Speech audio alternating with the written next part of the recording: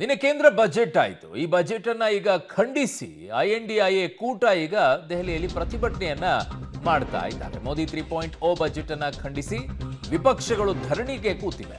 ಸಂಸತ್ ಭವನದ ಮುಂಭಾಗ INDIA ಒಕ್ಕೂಟ ನಾಯಕರ ಧರಣಿ ನಡೀತಾ ಇದೆ. ಜನವಿರೋಧಿ ಬಜೆಟ್ ಅಂತ ಧಿಕ್ಕಾರಕ್ಕೋಗಿ ಆಕ್ರೋಶವನ್ನ ವ್ಯಕ್ತಪಡಿಸ್ತಾ ಇರೋದು. ಸೋನಿಯಾ ಗಾಂಧಿ, ಮಲ್ಲಿಕಾರ್ಜುನ್ ಖರ್ಗೆ ಸೇರಿದಂತೆ ಸಂಸದರೆಲ್ಲ ಇದರಲ್ಲಿ ಭಾಗಿಯಾಗಿದ್ದಾರೆ. ಅಲ್ಲಿ ನೋಡ್ತಾ ಇದ್ರ ದೃಶ್ಯಾವಳಿಗಳನ್ನ, ಇದು ದೆಹಲಿಯಿಂದ ಬರ್ತಾ ಇರುವಂತಹ ದೃಶ್ಯಾವಳಿಗಳು.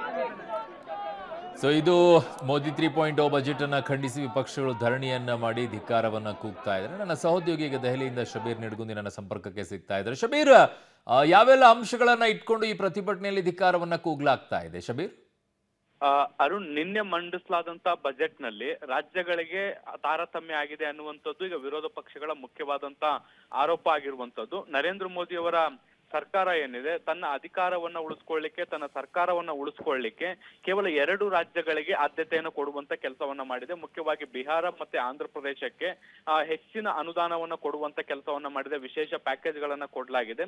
ಈ ಮೂಲಕ ಬೇರೆ ರಾಜ್ಯಗಳನ್ನ ತಾರತಮ್ಯ ಮಾಡುವಂತ ಪ್ರಯತ್ನವನ್ನ ಕೇಂದ್ರ ಸರ್ಕಾರ ಮಾಡಿರುವಂತದ್ದು ಇದು ಸರಿಯಲ್ಲ, ಮತ್ತೆ ಇದು ಸೂಕ್ತವಲ್ಲ ಅನ್ನುವಂತ ನಿಟ್ಟಿನಲ್ಲಿ ಈಗ ಇಂಡಿಯಾ ಒಕ್ಕೂಟದ ಪಕ್ಷಗಳು ಪ್ರತಿಭಟನೆಯನ್ನ ಮಾಡ್ತಾ ಇರುವುದು. ಸಂಸತ್ ಆವರಣದಲ್ಲಿ ಈಗ ಈ ಪ್ರತಿಭಟನೆ ನಡೀತಾ ಇದೆ. ಮುಖ್ಯವಾಗಿ AICC ಅಧ್ಯಕ್ಷ ಮಲ್ಲಿಕಾರ್ಜುನ್ ಖರ್ಗೆ ಅವರ ನೇತೃತ್ವದಲ್ಲಿ ಈ ಒಂದು ಪ್ರತಿಭಟನೆ ನಡೀತಾ ಇರುವಂತದ್ದು. ಸಭೆಯಲ್ಲಿ ಈ ಒಂದು ಪ್ರತಿಭಟನೆಯಲ್ಲಿ ಸೋನಿಯಾ ಗಾಂಧಿ, ರಾಹುಲ್ ಗಾಂಧಿ ಸೇರಿದಂತೆ ಎಲ್ಲ ಪ್ರಮುಖ ನಾಯಕರು ಕೂಡ ಭಾಗಿಯಾಗಿದ್ದಾರೆ. ಅರುಣ್. ಓಕೆ ಶಬೀರ್, ನಿಮ್ಮೆಲ್ಲ ಮಾಹಿತಿಗೆ ಧನ್ಯವಾದಗಳು.